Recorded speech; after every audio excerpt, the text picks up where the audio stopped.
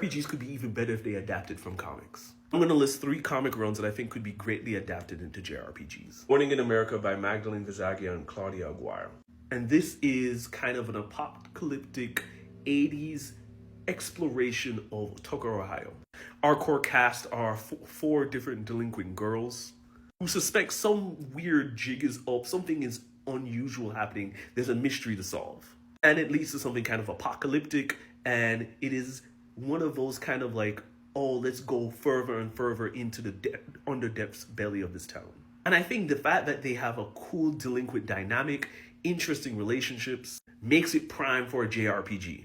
And obviously, taking place in Tucker, Ohio, this kind of Americana energy, you can see the sprite, something like Earthbound coming to mind. But it's really the kind of monsters that they encounter that I think some really cool combat could be derived in. A hybrid between Eastward and Earthbound could really be cool for that comic. Next up, The Autumn Kingdom by Colin Bunn and Christopher Mitten. This story takes place when a group of families going on a family retreat to a log cabin. And the father starts talking about his writing. He's a successful writer. And then while on this retreat, the parents get kidnapped of these 2 daughters. And you're going to figure out what kind of monsters it is. And then they slowly figure out it's sounding like the world from his books.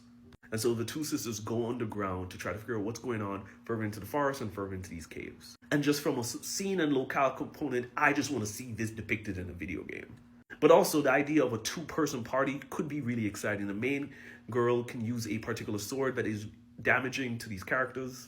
And then trying to figure out a secondary playstyle to support her would be really interesting. But the natural tension between 2 sisters kind of struggling together to find their parents in this whimsical world.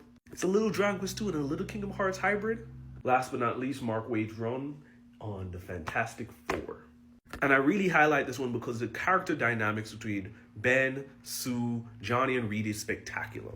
A great JRPG can build a wonderful party and unique interactions. But more so in Fantastic Four, the characters can separate in different ways. And the best JRPGs with large casts try to separate the characters to create unique dynamics and bonding moments. And specifically, there's a moment with Sue and Ben that I'm like, I want to see in a video game. But also, the elite monster design could be here. Look at this. This is a sentient formula. What a JRPG artist would do with this. And in addition, sci-fi isn't always the JRPG go-to. Star Ocean and Xenoblade aside. That traveling to these different worlds and doing just core exploration could be satisfying. And because they have their powers, they can be really unique, combined ways like Chrono Trigger. Imagine having unique Johnny team attacks with Ben. That would be fire. I don't think a lot of JRPG fans read a lot of comic books, so this is a shout out to go read some comics and be inspired of maybe what other JRPGs could look like.